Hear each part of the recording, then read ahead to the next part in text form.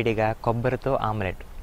మీరు ఆమ్లెట్లు కూడా చాలా చాలా రకాలుగా చేసుకోవచ్చు. అందులో ఈ కొబ్బరితో ఒకటండి. ఈ కొబ్బరితో చూసారుగా నేను ఎలా చేశాను. కొబ్బరి వేసాను, క్యాప్సికమ్, టమాటా, ఇంకా కారం కానీ ఉప్పు కానీ నేను వేయలేదు.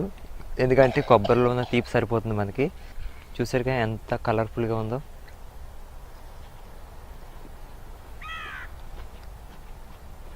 ఆ కొబ్బరిలో ఉన్న పాలు అవన్నీ బాగా ఉడకటం వల్ల డిఫరెంట్ టేస్ట్, చాలా చాలా టేస్ట్గా, మీరైతే అస్సలు వదిలిపెట్టరు. ఈ వీడియో చూసిన వెంటనే ఇది ఏ విధంగా చేశాను మీరు కూడా ఇంట్లో చేయండి. Simple snacks. మరి ఈ వీడియో కనుక మీకు నచ్చినట్లయితే లైక్ చేయండి, షేర్ చేయండి. మరిన్ని ఇలాంటి డిఫరెంట్ వీడియోల కోసం తప్పనిసరిగా సబ్స్క్రైబ్ చేసుకోండి. బాయ్ అండి.